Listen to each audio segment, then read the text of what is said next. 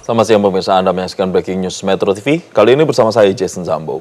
Pemirsa, militer Iran merilis rekaman yang diduga menunjukkan peluncuran drone yang diklaim menuju pangkalan udara Al-Azraq di Yordania. Pemirsa, rekaman video menunjukkan drone diluncurkan, sementara seorang tentara mengatakan bahwa pembalasan atas para martir perang Ramadan. Tanggal dan lokasi rekaman tersebut tidak dapat diverifikasi secara independen dan tujuan drone tersebut masih belum jelas. Militer Iran mengatakan bahwa mereka telah melancarkan serangan pesawat tak berawak yang menargetkan lokasi tempat jet tempur canggih Amerika Serikat di pangkalan udara Al-Azraq. Pada saat publikasi, pihak berwenang di Yordania belum memberikan komentar resmi terkait serangan apapun yang menargetkan pangkalan-pangkalan mereka.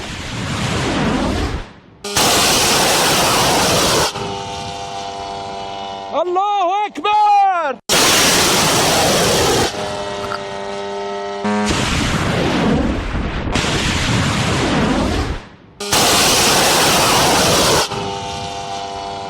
Allahu Akbar!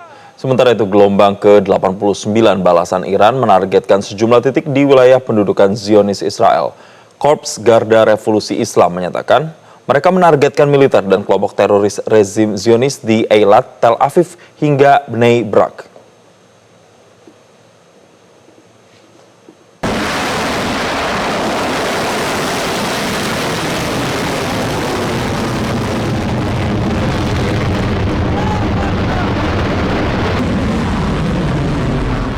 Pemirsa, dalam operasi kali ini, Iran meluncurkan rudal Qadar dengan hulu ledak baru. Operasi gabungan dan terpisah dari Angkatan Bersenjata Republik Islam Iran dan Front Perlawanan ini diluncurkan dengan Sandi Ya Musa Kalimullah yang menembakkan lebih dari 100 rudal berat dan drone serta 200 roket. Balasan itu menargetkan militer AS Zionis dalam radius beberapa puluh ribu kilometer di seluruh wilayah Asia Barat dan wilayah pendudukan Zionis Israel. Balasan yang didedikasikan bagi syuhada perlawanan Islam di Yaman ini berhasil menargetkan rezim Zionis di Eilat, Tel Aviv, dan Bnei Brak. IRGC melaporkan turut menghantam tempat persembunyian pasukan teroris Amerika Serikat di Bahrain dan menghancurkan satu helikopter serta merusak heli lainnya milik Amerika Serikat di pangkalan Al-Adiri. Iran menyatakan terciptanya persatuan umat Islam di bawah naungan Persatuan Front melawan musuh-musuh kejam dunia Islam dan kohesi dari bangsa Iran adalah pencapaian terbesar dari perang yang dipaksakan ini.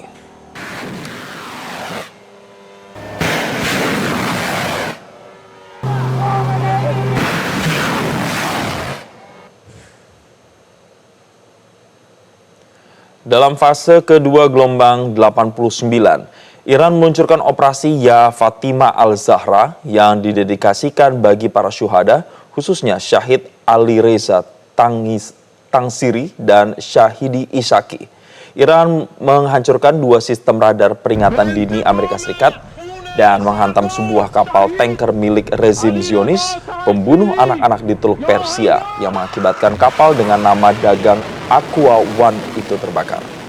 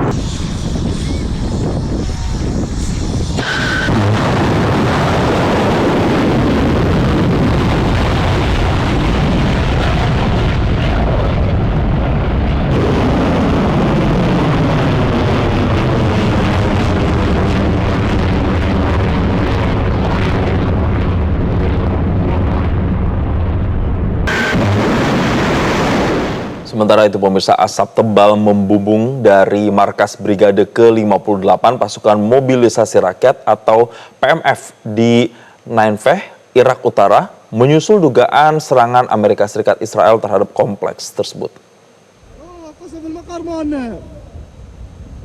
قصف المقر مال لواء 57 الحج الشعبي قيادة حج الأنبار.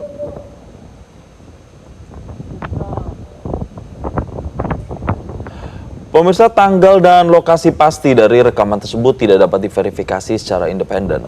Dan dalam pernyataan yang diterbitkan kemudian, PMF menyatakan serangan udara Zionis Amerika telah menyasar markas Komando Brigade ke-58 di Al-Qayara, namun tidak ada korban jiwa akibat serangan tersebut. PMF sebelumnya telah melaporkan insiden serupa yang menargetkan markas mereka sejak eskalasi ketegangan meningkat hingga ke Irak.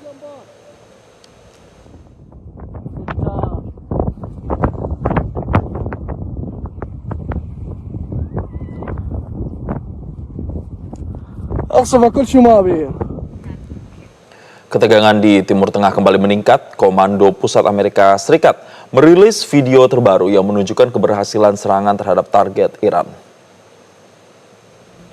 Komando Pusat Amerika Serikat (CENTCOM) merilis rekaman video operasi militer yang terjadi pada pekan kelima. Rekaman tersebut menunjukkan objek yang nampak seperti kendaraan militer dan sebuah pesawat yang meledak setelah dihantam oleh rudal. Tanggal dan lokasi pasti dari video tersebut tidak dapat dikonfirmasi. Situasi di kawasan semakin memanas sejak Amerika Serikat dan Israel melancarkan operasi gabungan pada akhir Februari lalu. Iran membalas dengan serangan terhadap target Israel dan Amerika Serikat di kawasan tersebut, dan terdapat laporan ledakan di beberapa negara Teluk. Konflik juga meluas hingga Lebanon setelah kelompok Hizbullah terlibat sebagai bentuk dukungan terhadap Iran.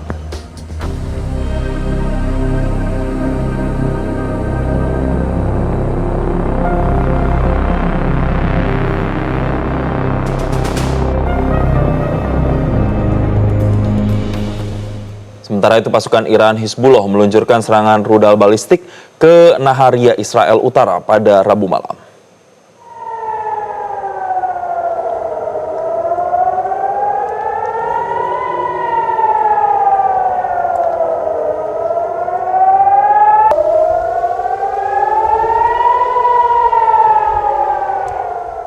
Rekaman video menunjukkan sirene terus meraung saat beberapa roket melesat melintasi langit Israel sebelum akhirnya menghantam daerah permukiman.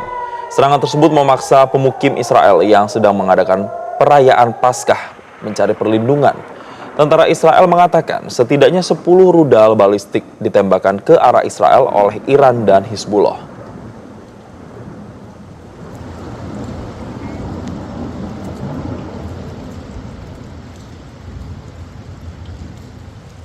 Pemirsa, drone Angkatan Darat Republik Islam Iran kembali menargetkan pesawat AWACS milik Amerika Serikat dan pesawat pengisian bahan bakar serta pangkalan Amerika Serikat di kawasan. Dalam pengumuman nomor 51, Angkatan Darat Republik Islam Iran menyatakan telah menargetkan lokasi pesawat AWACS dan pesawat pengisian bahan bakar Amerika Serikat yang terletak di Bandara Zionis Ben Gurion. Serangan balasan Iran juga menghantam lokasi radar Amerika Serikat yang digunakan untuk mendeteksi dan mencegat rudal dan drone tempur yang terletak di Uni Emirat Arab.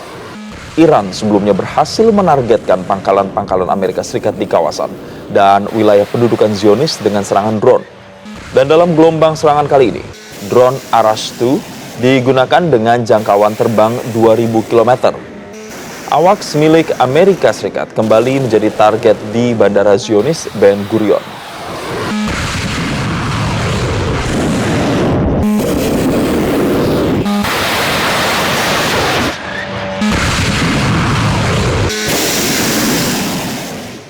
Pemirsa, sebuah jet tempur F-15E milik militer Amerika Serikat gagal menembak drone Shahed Iran. Peristiwa itu terjadi di atas wilayah Erbil, Kurdistan, Irak. Video ini menunjukkan ketika pesawat tempur F-15E milik Amerika Serikat gagal dalam duel dengan drone Shahed milik Angkatan Bersenjata Republik Islam Iran. Jet tempur senilai 100 juta dolar itu kalah tempur melawan drone Shahed Iran yang hanya nilainya 20.000 dolar. Insiden ini terjadi di atas langit Erbil di wilayah Kurdistan, Irak. Dan usai mengecoh jet tempur Amerika, drone Shahed Iran langsung berhasil menargetkan instalasi militer Amerika di Erbil.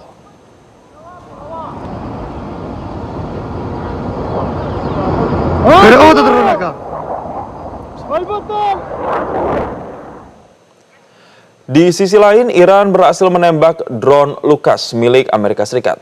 Drone itu ditembak jatuh oleh sistem pertahanan udara Iran di wilayah barat Iran. Sebelumnya, Iran juga menembak jatuh drone Lucas di wilayah Bandar Abbas, Iran. Drone Amerika yang meniru drone Shahed Iran itu hancur berkeping-keping.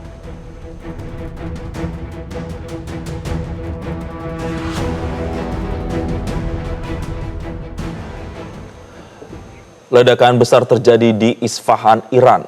Peristiwa ini terjadi setelah serangkaian serangan yang melibatkan Amerika Serikat dan Israel.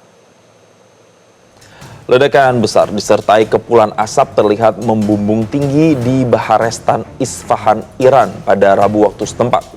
Serangan ini terjadi setelah Amerika Serikat lebih dulu menggempur kota Isfahan di awal pekan yang memicu ledakan besar yang terlihat hingga ke udara. Israel kemudian melanjutkan serangan dengan membombardir sejumlah wilayah di Iran. Dan sebagai balasan, Iran menyerang fasilitas negara-negara Teluk dan meluncurkan rudal ke arah Israel. Hingga kini lebih dari 3.000 orang dilaporkan tewas. Konflik ini juga berdampak pada pasokan minyak dan gas alam dunia, mengguncang pasar global dan mendorong kenaikan harga banyak barang kebutuhan pokok.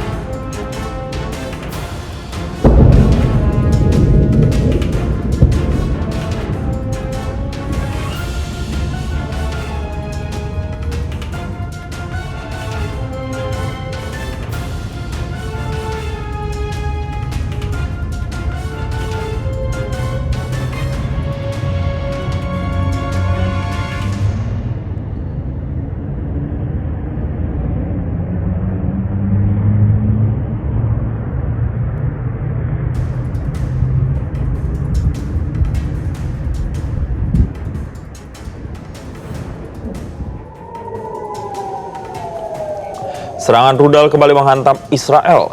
Rekaman memperlihatkan detik-detik rudal menghantam wilayah pemukiman di Petah Tikva. Rekaman video memperlihatkan momen benturan saat rudal menghantam area dekat permukiman di Petah Tikva, Israel.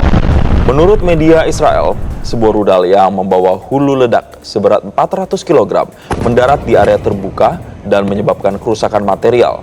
Belum ada laporan korban jiwa pada saat publikasi. Sementara itu, Korps Garda Revolusi Iran Islam atau IRGC tidak mengonfirmasi serangan terhadap Petah Tikva, tetapi mengatakan bahwa mereka telah menargetkan lokasi di pangkalan udara di Tel Nov, Palmachim, dan Ben Gurion, serta pusat-pusat perkumpulan militer di Tel Aviv, Haifa, Eilat, Negev, dan Beersheba sebagai bagian dari gelombang rudal ke-90 Operasi Janji Sejati 4.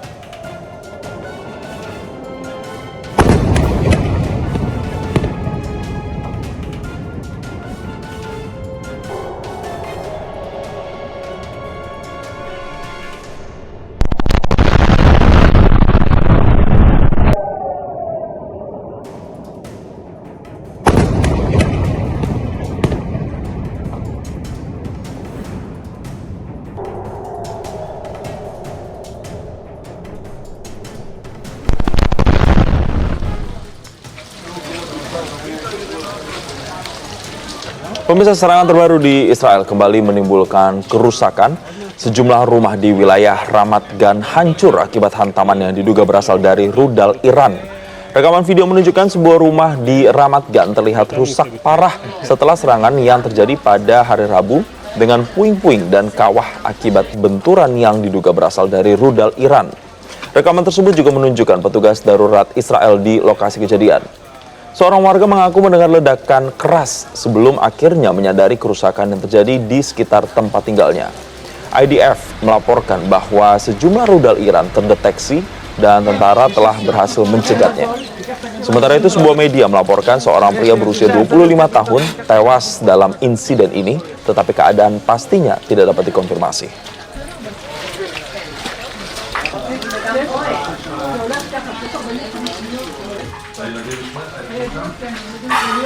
Amen. Presiden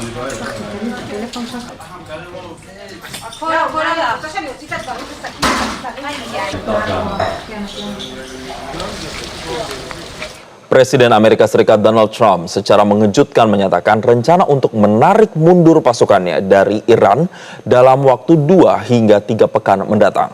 Langkah ini diambil di tengah tekanan domestik akibat melonjaknya harga bahan bakar minyak di Amerika Serikat serta perlawanan sengit dari pihak Iran.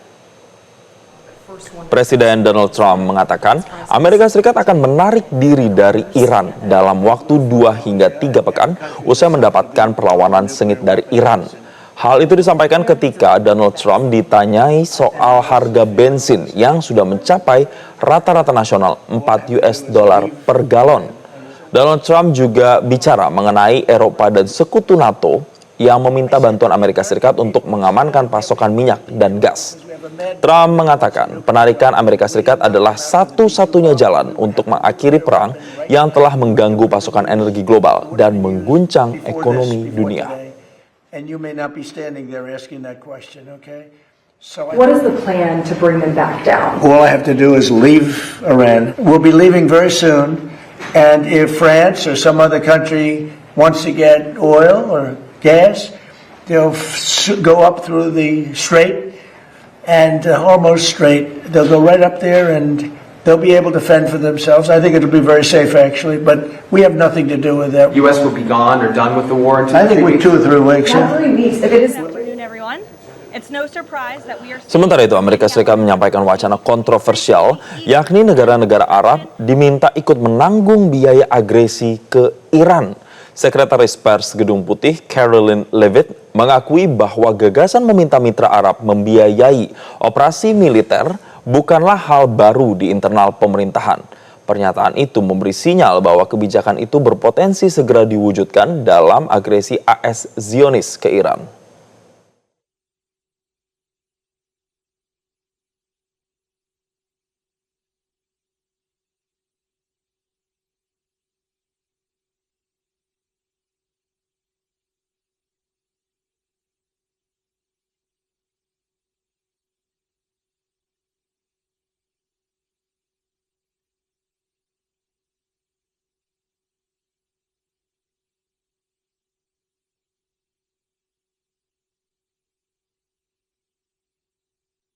Good afternoon, everyone. It's no surprise that we are seeing the remaining elements of the previous regime. leaders were killed. Who's paying for the cost of this war? Will those Arab countries step up to do just that? Well, I think it's something the president would be quite interested in calling them to do. I won't get ahead of him on that, but certainly it's an idea that I know that he has and something that I think you'll hear more from him. Pemirsa, lalu seperti apa kondisi terkini di Iran? Kita bergabung bersama kontributor Metro TV di Teheran, Agil Laksamana Putra. Selamat siang waktu Indonesia, Agil. Agil, bisa Anda gambarkan bagaimana kondisi terkini di Teheran, Iran saat ini? Ya, selamat pagi waktu Teheran. Hari ini tanggal 3 Maret 2026 terhitung sejak awal kali perang. Masih ada beberapa kali serangan, khususnya di pusat kota Teheran sendiri ya. Terakhir serangan tadi malam, beberapa suara dentuman terdengar di beberapa pusat kota Teheran hingga dini hari waktu Teheran. Akan tetapi saya melihat aktivitas masyarakat masih cenderung kondusif ya dan berlangsung seperti biasanya, Mas. Jadi tidak ada perubahan, kepanikan dan lain sebagainya. Bahkan kemarin sendiri, tanggal 2 April 2026, bertepatan dengan tanggal 13 bulan Farwardin dalam kalender Persia, diperingati sebagai Hari Alam. Jadi ketika 13 hari pasca Tahun Baru Persia atau Nuruz, masyarakat punya tradisi atau kebiasaan untuk pergi keluar rumah ke tempat-tempat alam, piknik, rekreasi bersama keluarga. Mereka memasak, melakukan kegiatan makan bareng dan bercengkerama bersama keluarga dan kerabat. Jadi ketika tanggal itu atau kemarin saya melihat banyak taman-taman di pusat kota Teheran itu ramai dan lebih ramai dari biasanya. Jadi mereka bahkan menggelar pesta di beberapa tempat di taman padahal kondisinya dalam perang seperti sekarang. Jadi saya tidak melihat kepanikan, ketakutan dari masyarakat Teheran saat perang berlangsung seperti sekarang. Ya, Agil, dari serangan terakhir yang Anda jelaskan tadi, apakah ini menyasar ke fasilitas publik atau misalnya ke permukiman? Dan apakah ada catatan atau laporan korban terkait dengan serangan yang terakhir Anda laporkan tadi?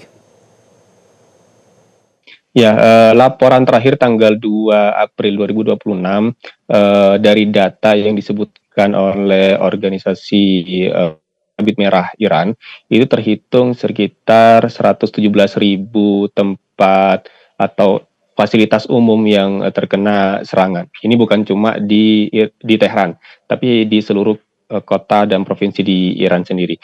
Terakhir tadi malam itu saya tidak mendapatkan kabar lebih lanjut apakah ada tempat yang terkena ledakan seperti itu. Akan tetapi saya melihatnya sendiri lebih banyak serangan itu diintercept atau ditahan di udara oleh sistem pertahanan udara di Teheran. Baik. Agil, spesifik untuk warga negara Indonesia, adakah laporan yang Anda terima pengamanan atau evakuasi untuk warga negara Indonesia yang ada di Teheran, Iran khususnya? Ya, kondisi WNI di Iran dari informasi yang saya dapat hingga saat ini dalam kondisi yang baik dan tidak ada satupun warga negara kita yang terkena serangan atau dampak serangan. Namun dari pemerintah Indonesia, terutama Kemenlu berkoordinasi dengan KBRI hingga saat ini sedang melakukan proses untuk evakuasi tahap ketiga, Mas. Untuk tanggal dan lebih lanjutnya kami belum dapat informasi lebih lanjut, nanti akan diinformasikan pihak KBRI di grup. Jadi kami punya grup khusus untuk komunikasi dengan warga negara Indonesia di Iran. Jadi semuanya dalam kondisi yang baik, seperti itu. Baik. Kalau dari warga negara Indonesia yang coba dievakuasi secara bertahap itu, apakah semuanya bersedia untuk dievakuasi atau tetap ada yang memilih untuk tinggal di tempat tinggalnya di sana? Ya, jadi sebagai informasi memang proses evakuasi ini bukan kewajiban ya. Jadi pilihan masyarakat Indonesia WNI yang ada di Iran itu bisa memilih untuk tetap tinggal dan bisa memilih untuk ikut evakuasi ke negara kita Indonesia. Dan saya tidak dapat informasi lebih detail ya, karena itu datanya yang pegang pihak KBRI Teheran terkait evakuasi tahap ketiga. Akan tetapi dari evakuasi tahap kedua, saya melihat masih banyak WNI yang memilih untuk tetap tinggal di Iran karena mungkin di daerahnya cenderung lebih aman ya. Apakah kalau yang Anda dapatkan informasinya juga, serangan ini memang lebih banyak terjadi di Teheran atau di kota-kota lainnya atau di lokasi lainnya ini juga serangan kerap kali terjadi? Terakhir saya juga wawancara, serangan itu sempat terjadi di wilayah Qom. Ya, betul. Jadi bukan hanya di kota Teheran ya, di hampir seluruh provinsi di Iran memang serangan itu masih masif. Beberapa hari lalu juga terjadi di kota Isfahan, menyasar ke beberapa tempat strategis seperti itu. Jadi memang banyak kota-kota lain juga menjadi sasaran serangan dari Zionis dan Amerika Serikat ini. Dari sekian banyak serangan yang sudah terjadi, apakah otoritas terkait di sana juga memberikan himbauan khusus atau pembatasan kegiatan-kegiatan bagi masyarakat walaupun tadi Anda katakan memang masih berjalan secara normal? Ya, hingga saat ini saya tidak melihat pembatasan lebih lanjut ya, informasi lebih lanjut daripada pemerintah setempat untuk menghindari kegiatan atau tempat-tempat yang strategis. Informasi terakhir memang di awal perang seperti itu untuk menghindari tempat-tempat strategis seperti militer dan lain sebagainya. Akan tetapi saya melihatnya justru tiap malam kegiatan masyarakat yang ini juga difasilitasi oleh pemerintah seperti pawai, dukungan dan solidaritas itu tetap berjalan. Dari situ saya menilai bahwasanya pemerintah juga tidak melakukan pembatasan yang sebegitu ketat gitu terkait kegiatan masyarakat. Jadi semua kegiatan masyarakat tetap berjalan seperti biasanya. Ya, kegiatan masih berjalan normal seperti biasanya walaupun serangan masih kerap kali terjadi di sana. Terima kasih Agil Laksamana Putra, kontributor Metro TV sudah melaporkan dan tetap utamakan keselamatan. Kita lanjutkan informasi. Presiden Amerika Serikat Donald Trump berupaya meremehkan ketergantungan Amerika Serikat pada Selat Hormuz. Dalam pidato terbarunya, Trump mengklaim bahwa Amerika Serikat tidak membutuhkan Selat Hormuz yang merupakan jalur perairan penting bagi pasokan energi global. Dalam pidato terbarunya, Presiden Amerika Serikat Donald Trump menekankan bahwa warga Amerika memiliki banyak stok BBM di tengah melonjaknya harga. Pernyataan Trump ini dikeluarkan untuk meredakan kekhawatiran tentang kenaikan harga BBM di negaranya seiring berlanjutnya perang melawan Iran. Trump mengatakan bahwa rakyat Amerika tidak membutuhkan Selat Hormuz dan berargumen bahwa Amerika Serikat memiliki banyak cadangan bahan bakar sendiri. Trump juga mengklaim jika negaranya memproduksi lebih banyak minyak dan gas daripada Arab Saudi dan Rusia. Namun pernyataan Trump tersebut berbanding terbalik dengan kenyataan di mana harga BBM di Amerika Serikat melonjak melewati rata-rata $4 Amerika per galon untuk pertama kalinya sejak tahun 2022 atau setelah invasi Rusia ke Ukraina. We're now totally independent of the Middle East, and yet we are there to help. We don't have to be there. We don't need their oil. We don't need anything they have, but we're there to help our allies. Pemirsa, dampak ekonomi dari agresi Amerika Serikat ke Iran kian nyata dirasakan warga Amerika Serikat. Harga rata-rata bahan bakar minyak di Amerika Serikat kini tembus $4 per galon untuk pertama kalinya sejak tahun 2022. Berdasarkan laporan terbaru dari klub motor AAA, harga rata-rata nasional untuk 1 galon BBM reguler kini mencapai $4,02. Angka ini menunjukkan kenaikan lebih dari $1 dibandingkan sebelum pecahnya agresi. Terakhir warga di Amerika membayar BBM mahal sekitar 4 tahun lalu, tepatnya setelah invasi Rusia ke Ukraina yang mengguncang pasar energi global. Di beberapa negara bagian, harga BBM bahkan lebih mahal.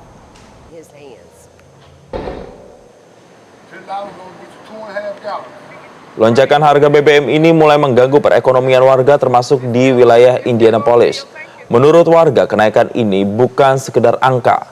Melambungnya biaya bahan bakar memaksa banyak keluarga harus memutar otak dan memangkas anggaran kebutuhan lainnya di tengah tekanan biaya hidup yang kian berat.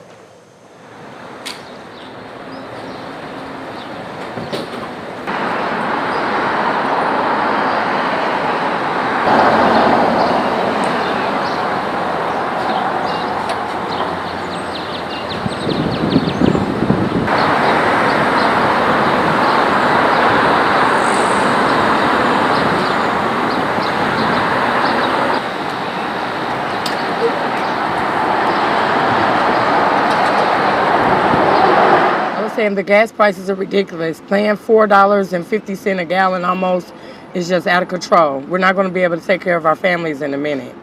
We come into the gas station 2-3 times a week. It's ridiculous. $4 a gallon, $4.20 some places.